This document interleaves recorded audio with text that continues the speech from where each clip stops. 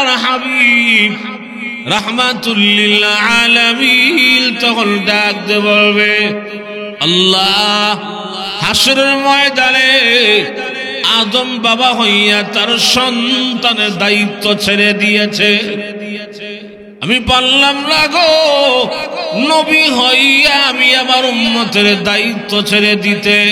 আল্লাহ মেহেরবানি করে আজকে কিয়ামতের ময়দানে আমার উম্মতকে আপনি জাহান্নামের আগুন থেকে মুক্তি করে দেন। নবী যখন কান্না শুরু করবে, একটা দৌড় মারবে মিজানের পাল্লার কিনারে আল্লাহর হাবিব, আরেকটা দৌড় মারবে বিশ্ব নবী হাসরের ময়দানে, আরেকটা দৌড় মারবে জাহান্নামের কিনারে। যেমনি ভাবে দুনিয়ার জমিনে একটা মুরগির বাচ্চাকে আকাশের কাউয়া যখন থাপড় মারে, সিলে যখন মুরগির বাচ্চাকে থাপড় মারে, বাচ্চার মা ওই মুরগিটা তার বাচ্চাগুলিকে কাকের হাত থেকে রক্ষা করার জন্য, সিলের থাবা থেকে রক্ষা করার জন্য একটা লাফ দিয়া গাছের ডালায় গিয়া বসে, আবার বাচ্চার কাছে আসে, আবার গিয়া ঘরে সালে আর সাথে বসে, আবার বাচ্চার কাছে আসে, আবার গিয়া সিলকাউয়ার দৌড়ানে যাওয়ায়। আর দুইটা ডানা প্রশস্ত করে বলে, জলদি করে আমার ডানার নিচে আয়, আমার পাখার নিচে আয়, আমি তোদের মা, আমি মা থাকতে আমার একটা বাচ্চাকেও কাকের মুখে চিলের মুখে আমি মা কোনদিন ছেড়ে দিতে পারি না। কোরআন শরীফ পৃথিবীতে নাজিল হওয়ার আগে, আসমান আর জমিন সৃষ্টি করার 50,000 বৎসর আগে মহান আল্লাহ তার কালাম তার কোরআনকে লৌহে মাহফুজে কোন প্রকারের আওয়াজ ছাড়া, লেখা ছাড়া আল্লাহ সংরক্ষণ করেছিলেন।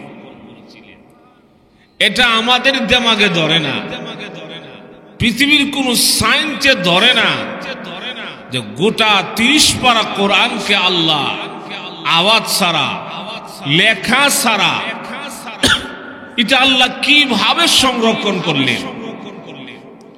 ছোট্ট একটা উদাহরণ দিলে সহজে বুঝে আসবে।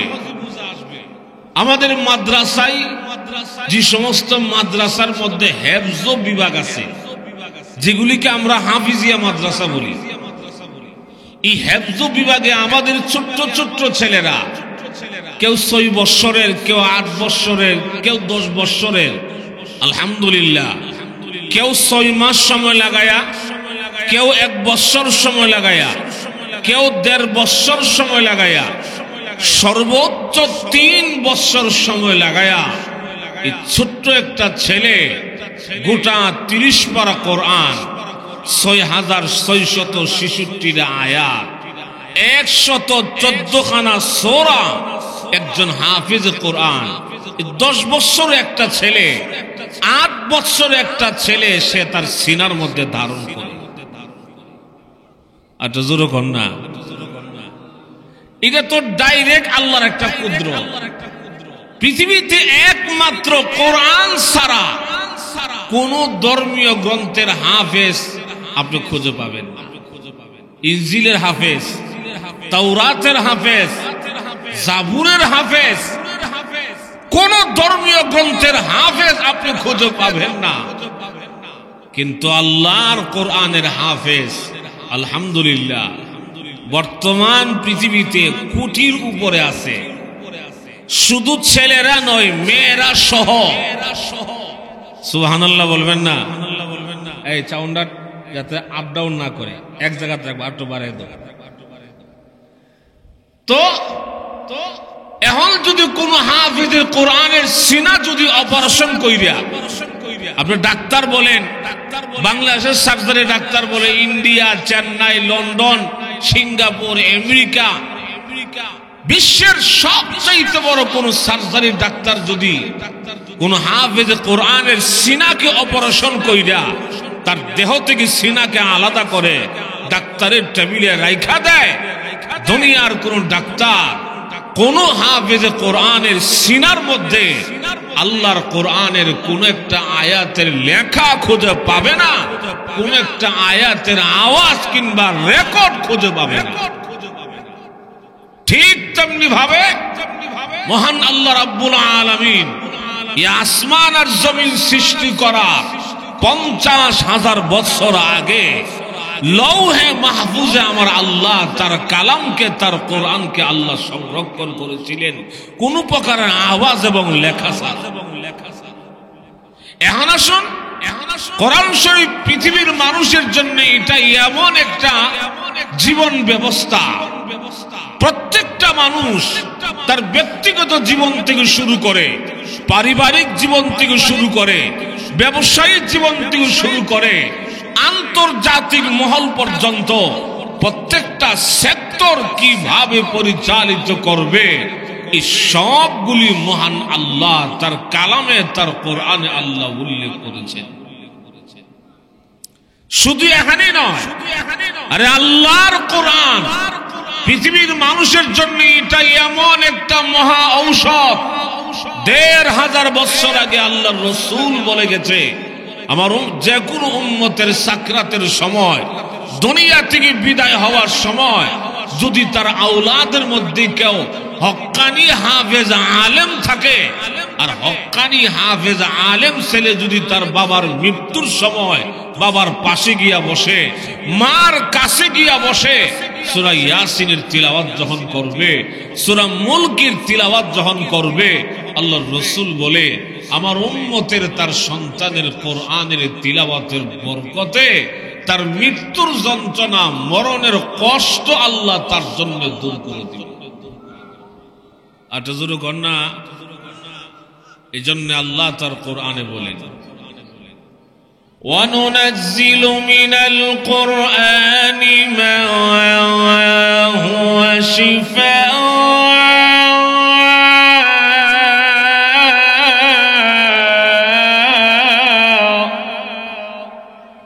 وَرَحْمَةٌ لِلْمُؤْمِنِينَ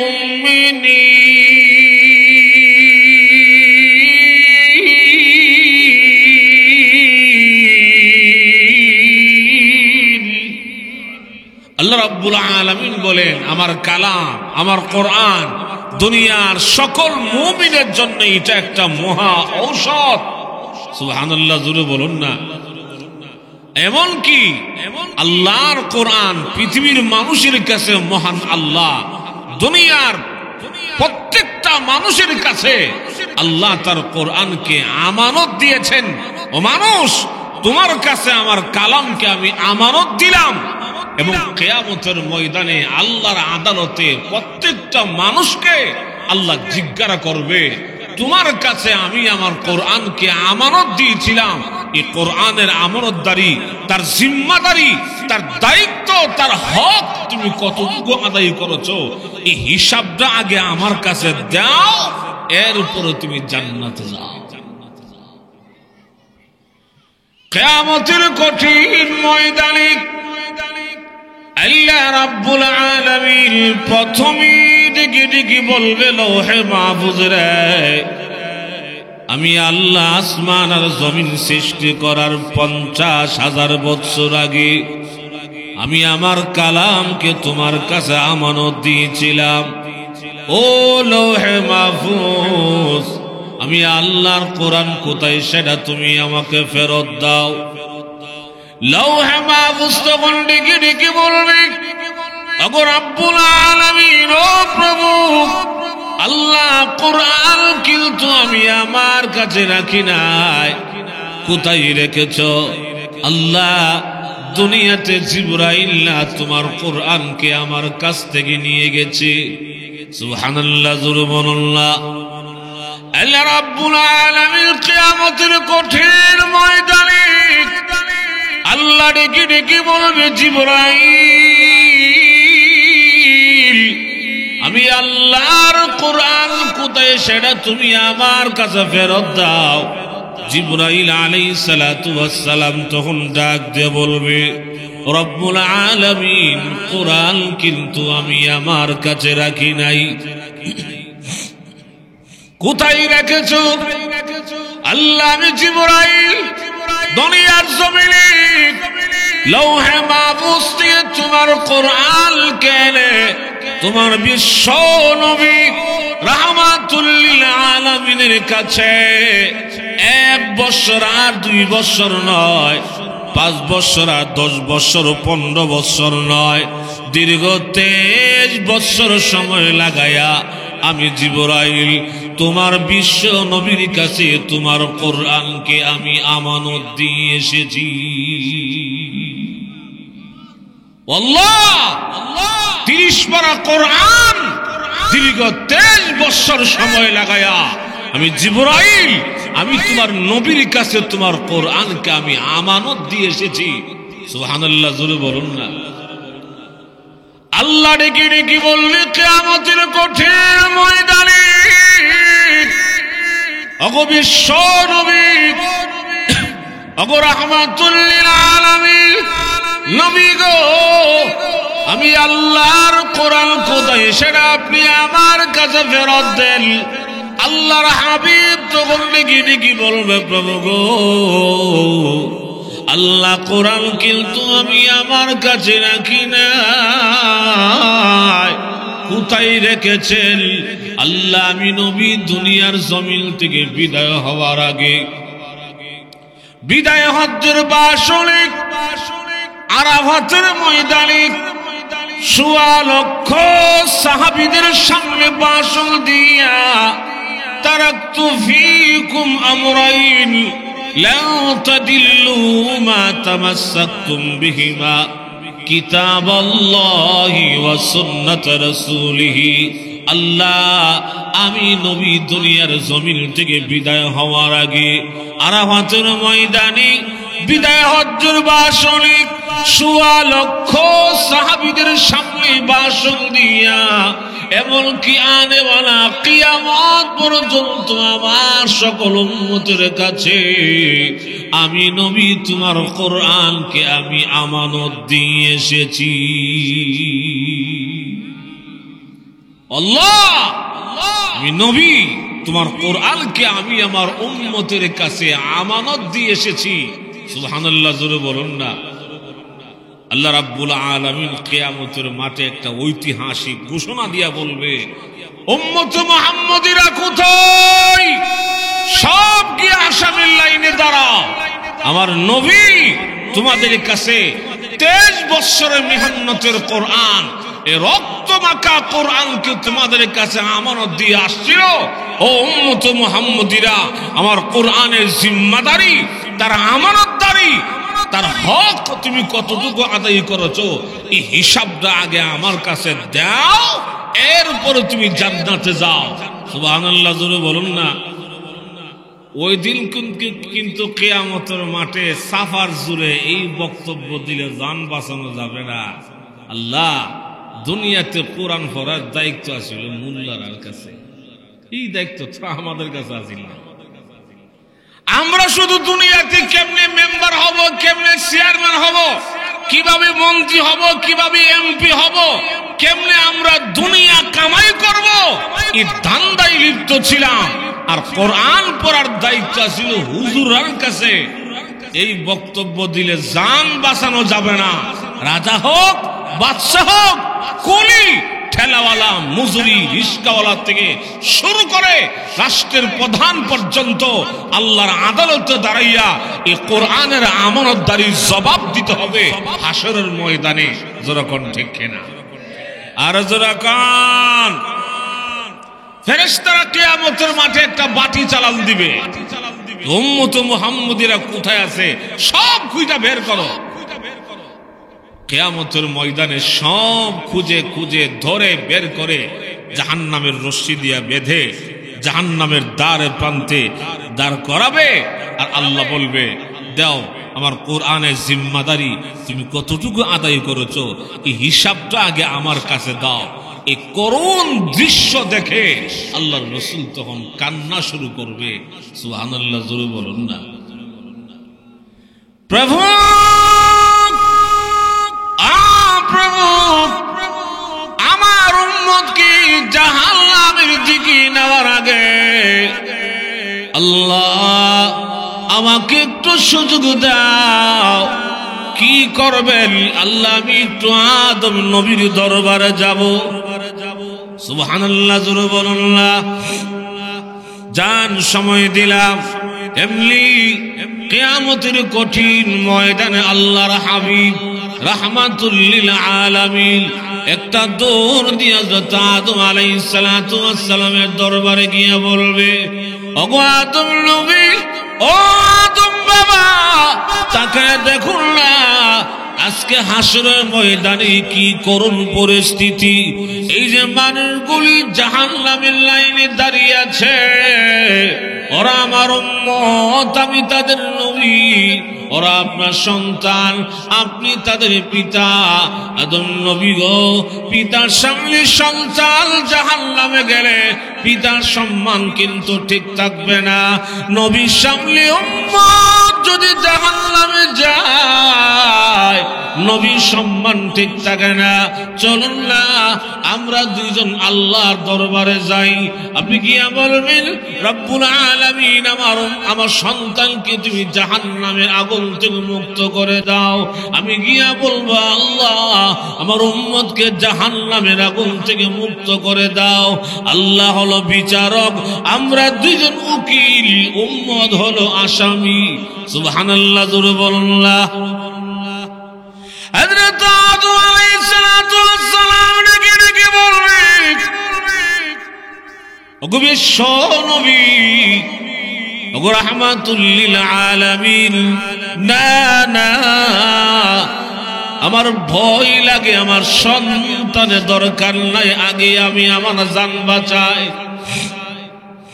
আমার সন্তান লাগবে না, আমার ভয় লাগে, আমার সন্তানের দরকার নাই। কিয়ামতের কঠিন ময়দানে কেমন ভয়াবহ পরিস্থিতি, কঠিন পরিস্থিতি সৃষ্টি হলে একজন পয়গম্বর বলবে, আল্লাহ আমার সন্তানের দরকার নাই, আগে তুমি আমাকে বাঁচাও। সকল পীর আউলিয়া বলবে, আল্লাহ মুরিদের দরকার নাই, আগে আমাকে বাঁচাও। সকল ভাই বলবে, আল্লাহ আমার ভাইয়ের দরকার নাই। মা বলবে, আমার সন্তানের দরকার নাই। কেউ কাউকে স্বীকার করবে না। আল্লাহ রাব্বুল আলামিন তার কালামে, তার কোরআনে আল্লাহ বলেন, ইয়াওমা ইয়াফিরুল মারউ মিন আখিহি ওয়া উম্মিহি ওয়া আবিহি ওয়া সাহিবাতিহি ওয়া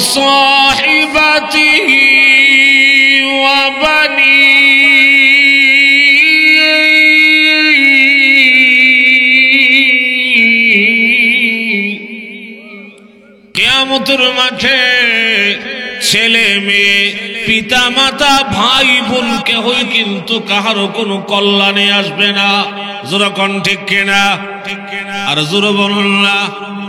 তাইলে অনেকে মনে মনে বলবে, আমার ব্রাহ্মণবাড়ি একজন ব্যবসায়ী পার্টনার আছে, কসবাখার একজন বিয়ে আছে, আমার ঢাকার একজন বন্ধু আছে।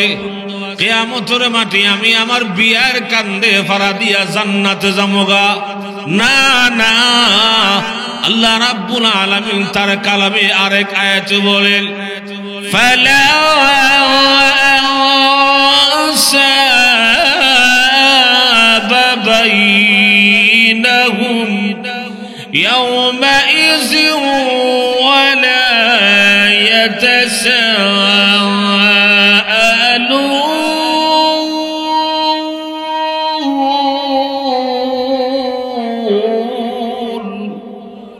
ফালা আনসাবা বাইনাহুম, কিয়ামতের মাঠে কোন বন্ধু সম্পর্ক, কোন আত্মীয় সম্পর্ক কাজে আসবে না। যেরকম ঠিক কিনা? বিয়াই, হ্যাঁ ও বিয়াই, আসসালামু আলাইকুম, আপনি আমার রাধিকার বিয়াই ছিলেন না? এই বিয়াই তখন বলবে, বিয়াই মারেন না, আপনি আপনার রাস্তার দেখেন, আমি আমার রাস্তার দেখেন। বিয়াই মারেন না, এমন একটা কঠিন ভয়াবহ পরিস্থিতি সৃষ্টি হবে জিবরাইল পর্যন্ত আতঙ্কিত হইয়া আল্লাহর আরশের ফিলারে দইরা সেজদাত করে বলবে, আল্লাহ লা ইলাহা ইল্লা আনতা সুবহানাকা ইন্নী কুনতু মিনাজ জালিমিন। আল্লাহ, আজকে হাসরের ময়দানে তোমার কঠিন আযাব আর গজব থেকে আমি জিবরাইল পর্যন্ত পানা চাই। সুবহানাল্লাহ বলবেন না? আমার কথা না, আল্লাহ নিজে কোরআনে বলেন, ইয়াউমা ইয়াকুমুর রূহু ওয়াল মালাইকাতু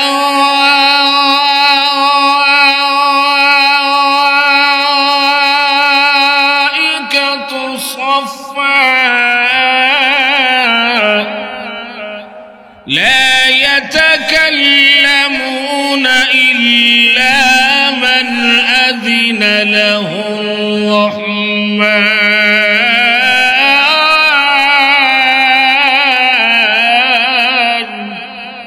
আল্লাহ রাব্বুল আলামিন বলবে, জিবরাইল, ইসরাফিল, মিকাইল, আজরাইল সব গিয়ে লাইনে দাঁড়াও।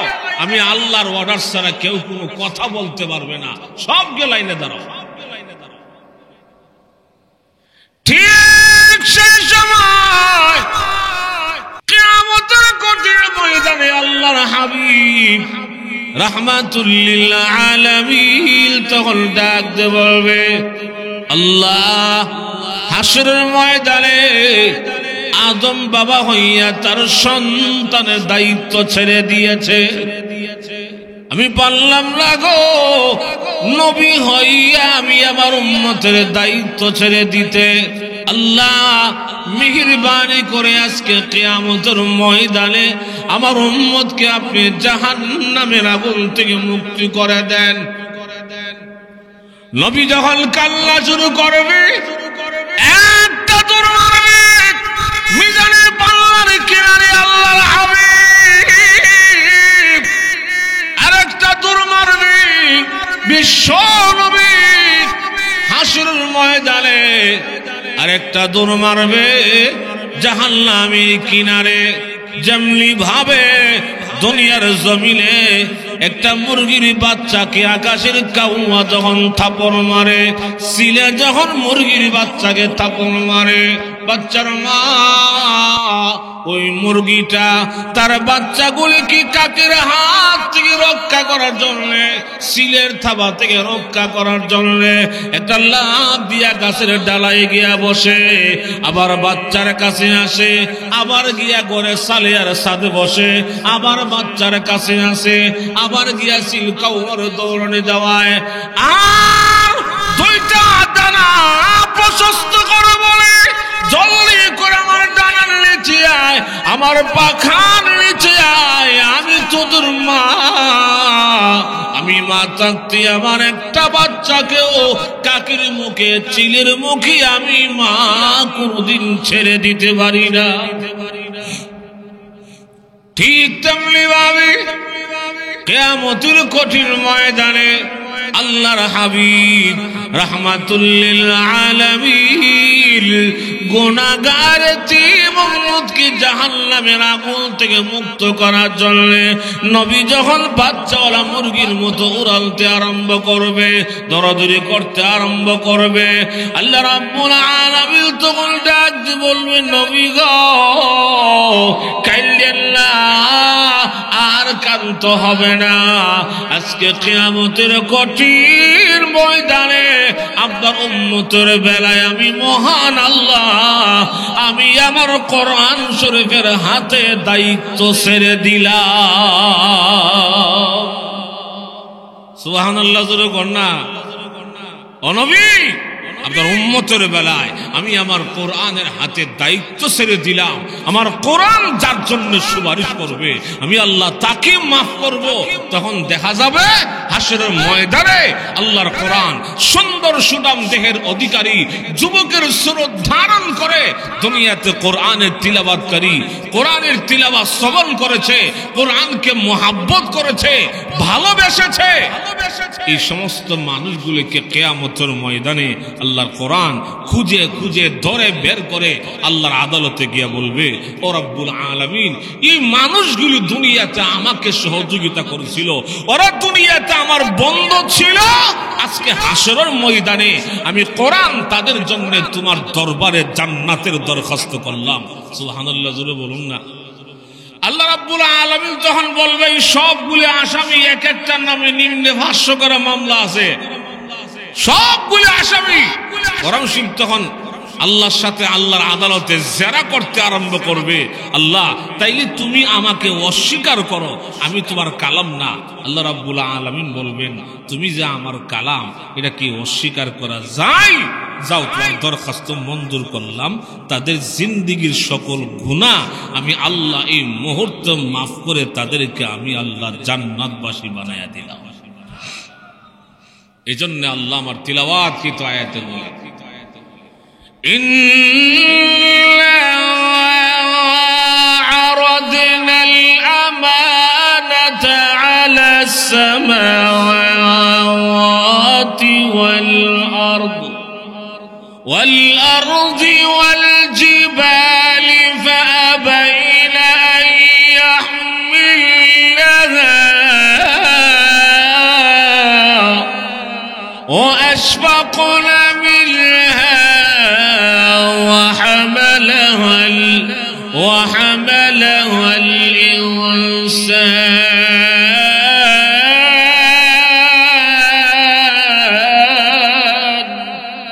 আল্লাহ রাব্বুল আলামিন বলে, আমি আল্লাহ ইচ্ছা করেছিলাম আমার কোরআনকে আসমানের কাছে, জমিনের কাছে, পাহাড়ের কাছে নাজিল করার জন্য, কিন্তু আসমান, জমিন, পাহাড় আমি আল্লাহর কোরআনের দায়িত্ব নিতে অস্বীকার করলেও দুর্বল মানুষের দল, দুর্বল ইনসানের দল আমার কালাম কোরআনকে তারা গ্রহণ করেছেন।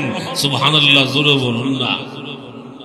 তাইলে দুনিয়াতে আমি আল্লাহর কোরআন কি তিলাওয়াত করলে, দুনিয়াতে আমি আল্লাহর কোরআনকে মহাব্বত করলে, কোরআনের সাথে আমার সম্পর্ক থাকলে, কিয়ামতের মাঠে আল্লাহর কোরআন আমার জন্য আল্লাহর দরবারে জান্নাতের দরখাস্ত করবে। শুধু এখানেই নয়, আরে কোরআন শরীফ পৃথিবীর মানুষ ঢুকছে আশ্রয় নিত। এই মুসাফির জঙ্গলে গিয়া দেখে, সুবহানাল্লাহ, এই জঙ্গলের ভিতরে এক অলি, মাথায় পাগড়ি, থোতায় দাড়ি, গায়ে লম্বা জামা, নামাজের মুসল্লা বিছাইয়া, মাথাত পাগড়ি বান্ধা, গভীর মনোযোগ দিয়া তাহাজ্জুদের নামাজের নিয়ত বানছে। সুবহানাল্লাহ, জোরে কন্যা। মুসাফির কো আল্লাহ, আল্লাহ, যে এলাকায় ফুজাইল ইবনে আয়াজের লোকেরা ডাকাতি করে, এই এলাকায় তোমার একজন অলিও বসবাস করে। আচ্ছা বেড়া গেতে অলি না ডাকাতের সর্দার? একটা হানা উত্তর দিবেন তো আপনারা। বেড়া গেতে অলি না ডাকাতের সর্দার? যেই মাত্র নামাজের সালাম ফিরাইছে, আসসালামু আলাইকুম রাহমাতুল্লাহ, মুসাফির তখন কয়, হযরত, আমি কি আজকে রাত্রটা আপনার সাথে থাকতে পারবো? অনুমতি দিবেননি? উনি কয়, সাইডে বয়া থাক। কিছুক্ষণ পরে কয়, হযরত, আমার কাছে কিছু টাকা পয়সা আছে, কিছু স্বর্ণ মুদ্রা আছে, আমার কাছে জমা দি। ডাকাতে ধরলেও, ফুজাইলে লোকেরা ধরলেও আমাকে ধরবে, আপনাকে ধরবে না, আপনার কাছে জমা রাখি। উনি কয়, নামাজে মুসল্লা তুলে থয়া দে। সকাল যখন হইছে, সকল ডাকাতরা ডাকাতি কইরা জঙ্গলের ঢুইকা এই অলির কাছে নিয়ে মালামাল জমা দেয়, আর উনি নিজের হাতে এদেরকে বন্টন করে দেয়। মুসাফির কয়, ইন্না লিল্লাহি ওয়া ইন্না ইলাইহি রাজিউন। জীবনে মনে করছিলাম আল্লাহর ওলি, বেড়াদি ডাকতে সর্দার, নিজের হাতে আজকে শিয়ালে গেছে, মুরগিটা ভাগি দিলাম। আচ্ছা ঠিক আছে, অসুবিধা নেই। একটু পরে কয়, হযরত, আমি কি এখন যেতে পারি? কয়, যা। 1 কদম, 5 কদম, 10 কদম, 15 কদম, 20 কদম যায়, আর মনে মনে কয়, এতগুলো টাকা জমা দিলাম, এত দামি স্বর্ণ মুদ্রা জমা দিলাম, কিছু কইলো না যে তোর মাল লইয়া যা। আচ্ছা ঠিক আছে, দিলে তো, না দিলে নাই, একটু গিয়া কয়া দেখি। মালের মোহব্বত কার না আছে? কথা কয় না। আরে মালের মোহব্বত কার অন্তরে না আছে? দিলে তো, না দিলে নাই, বলা তো আবার উল্টা ঘুরে গিয়ে কয়, হযরত কিছু টাকা পয়সা, কিছু স্বর্ণ মুদ্রা আপনার কাছে জমা দিছিলাম, এদিকে দয়া করে আমারে ফেরত দিবেন। ফুজাইল ইবনে আয়াজ রাহমাতুল্লাহি আলাইহি কয়, আমি তো তোমার মালে ধরি নাই, তুমি যেখানে রাখছিলা সেখানেই আছে, নিয়ে যাও। কিন্তু ডরে না, মালটা ধরলি হল কুপটা মারবো, মালটা ধরলে কুপটা মারবো, ডরে ধরে না। ফুজাইল ইবনে আয়াজ রাহমাতুল্লাহি আলাইহি কয়, তোমার সম্পদ নির্ভয়ে তুমি নিয়ে যাও। মুসাফির তার মাল, টাকা পয়সা, স্বর্ণ মুদ্রা লইয়া যখন জঙ্গল থেকে বের হয়ে গেল, ডাকাতের অন্যান্য সদস্যরা কয়, উস্তাদ উনি কি আপনার কোনো আত্মীয় লাগে? কয় না, মামু, বাইগনা, চাচা, কোন ফ্রেন্ড বন্ধু চিনি না আমি তো, আত্মীয় না, ফ্রেন্ড বন্ধুও না, মামু বাইগনাও না, চাচাবাতি যাও না, এত সহজে শিকারীটা হাত থেকে ছেড়ে দিলেন। আপনি না পারলে আমরা কাছে কইতেন, গলা সিফাতা রেখা দিলে মইলে। উনি কই, দেখ আমার মাথায় ফাগড়ি আর থুতায় দাড়ি আর গায়ে লম্বা জামা, তাহাজ্জুদের নামাজের হালত দেইখা হে মনে করছে আমি একজন আল্লাহর ওলি, আমি একজন বুজুর্গ। এখন যদি আমি তার মালটা আত্মসাৎ করি, এখন যদি আমি তার সম্পদটা আত্মসাৎ করি, তাইলে সারা জীবন টুপিওয়ালা, দাড়িওয়ালা, ফাগড়িওয়ালা মানুষ দেখলি হে কইব ডাকাতের সর্দার আইতাছে। কথা কই না রে, আর তো জোরে কর না। আমরা দেশে দেখেন না, টুপিওয়ালা দেখলই, ফাগড়িওয়ালা দেখলে একজন মানুষের ঘুম নাই, ঘুম হারাম হয়ে যায়। আমার কারণে, আমার বদখাসলতের কারণে আমার নবীর একজন উম্মতের কাছে, আমার নবীর সুন্নতের গায়ে কলঙ্কের দাগ লাগবে, তা হতে পারে না। নিয়ে যান, নিয়ে যান। আমি যখন সরাসরি ডাকাতি করি, ডাকাতির লেবাস পয়লা ডাকাতি করি, ধর্মীয় লেবাস পয়লা আর টুপিদারি লাগাইয়া আমি ডাকাতি করি না। নিয়ে যান, কোনো আফসোস নাই। আল্লাহ রাব্বুল আলামিন তখন কই, ফেরেশতারা হেদায়েতের খাতাটা কোথায়? ফুজাইল ইবনে আয়াজের নামটা উঠাও। কি ও সুবহানাল্লাহ, তো গজব করছে আল্লাহই জানে। আর তো জোরে কর না সুবহানাল্লাহ। সামনে ইলেকশনও তো নাই যে এটা বিষ রাখছেন যে সামনে কাজে লাগানো, সবই তো শেষ। তো সুবহানাল্লাহ তো জোরে কর। আল্লাহ বলে, ফুজাইলের নামটা উঠাও। তো ফুজাইল ইবনে আয়াজ রাহমাতুল্লাহি আলাইহি উনি ওনার বাগে, ওনার বন্দুকে যে মালডি পাইছিল, এই মালডি গাঁটটি বান্ধা মাথাত লইয়া জঙ্গল থেকে বের হইয়া যখন বাড়ির দিকে রওনা করলো, উনি যে রাস্তা দিয়ে বাড়ির দিকে যাচ্ছে, এই রাস্তার পাশে একজন কারি সাহেবের বাড়ি, কারি সাহেবের ঘর। কারি সাহেব সকালে ফজর নামাজের পরে এই ঘরের দরজা লাগাইয়া ঘরে বসে বসে কোরআন শরীফ পড়তেছে। তো উনি তিলাওয়াত করতে করতে করতে করতে এই আয়াত পর্যন্ত আসলো, আর ফুজাইল ইবনে আয়াজ রাহমাতুল্লাহি আলাইহি কারি সাহেবের ঘর পার হইয়া চলে যাচ্ছে। বলবো কোন আয়াত? হ্যাঁ, আল্লাহ, আলাম ইয়ানি লিল্লাযীনা আমানু আন তাখশা কুলুবুহুম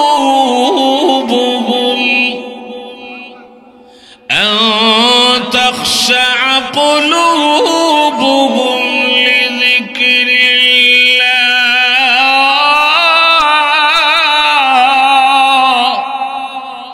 ইমানদারের জন্য, মুমিনের জন্য এখনই কি সময় আসে নাই আল্লাহর আইন বিধান মেনে মহান আল্লাহর দিকে ঝুঁকে যাবে? এখনই কি মুমিনের সময় হয় নাই? ফুজাইল ইবনে আয়াজ রাহমাতুল্লাহি আলাইহি কয়, কারি সাহেব মনে ঘরের ভিতর থেকে আমার দেখছে, আমার দিককাই আয়াতটা পড়ছে। উল্টা ব্রেক দিয়া কারি সাহেব ঘরের দরজার দ্বারায় কয়, কারি সাহেব একটু দরজাটা খুলেন। কারি সাহেব কয়, আপনি কেনা? দরজা খুললি দেখবেন আমি কেনা। যেই মাত্র দরজা খুললা দিল, সুবহানাল্লাহ, তাকায় দেখে হাতে উন্মুক্ত তরবারি, দুই চোখ আগুন জ্বল লাল। এই এলাকার, এই দেশের সুপ্রসিদ্ধ ডাকাতের সর্দার ফুজাইল ইবনে আয়াজ রাহমাতুল্লাহি আলাইহি। সুবহানাল্লাহ, জোরে বলুন না। কারি সাহেব একটু আগে একটা আয়াত পড়ছিলেন, এই আয়াতটা একটু আবার পড়েন, চিন্তা আমি একটু শুনতাম। কারি সাহেব কয় লা ইলাহা ইল্লা আনতা সুবহানাকা ইন্নী কুনতু মিনাজ জালিমিন। আল্লাহ এত সকালে ফুজাইলের শুরুতে আজরাইল তুমি আমার ঘরে ভাড়াই দিলা, হ্যাঁ এ তো আজরাইল কোন লাগে চালাইবো। আয়াতরা পড়তাছে আর কেল্লারা এমনি আলগিদা মিরমিরে চায় যে তলোয়ারটা কুদ্দুরা আলগি দিছে, আমার কুটটা যখন মারবো। সুবহানাল্লাহ জোরে কন্যা। আলাম ইয়ানি লিল্লাযীনা আমানু আন তাখশা কুলুবুহুম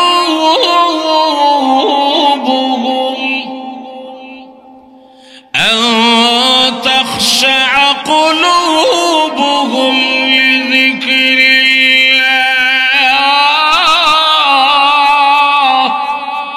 এই আয়াত পড়তেছে ফুজাইল ইবনে আয়াদ, ডাকাতের সর্দার, ওনার দুই চোখ দিয়া টপ টপ করে পানি পড়তে আসে, মনে হয় চোখ দিয়া পানির নহর চালু হয়ে যাচ্ছে।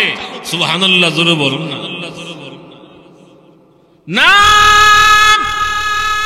কারি সাহেব, ভুল করেছি আমি, জীবনের বেশি অংশ নষ্ট করে দিয়েছি। কারি সাহেব আপনি সারা রাত তাহাজ্জুদের নামাজ পড়ে সকালে ফজর নামাজের পরে আল্লাহর কোরআন তিলাওয়াত নিয়ে বসে গেলেন, আর আমি সারা রাত মানুষের সম্পদ আত্মসাৎ কইরা হারাম মালের বোঝা লইয়া বাড়ির দিকে রওনা হয়েছি।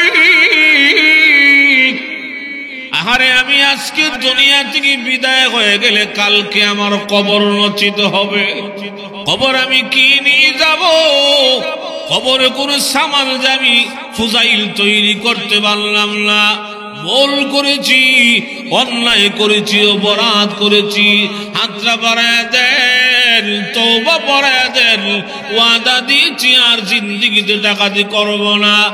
এই যে কাল্লা কাল্লো আল্লাহর কোরআনের তিলাওয়াত না করলে আর তওবার বরকতে বিশ্ববিখ্যাত ডাকাতের সর্দার, বিশ্ববিখ্যাত আল্লাহর ওলি হয়ে গেছে।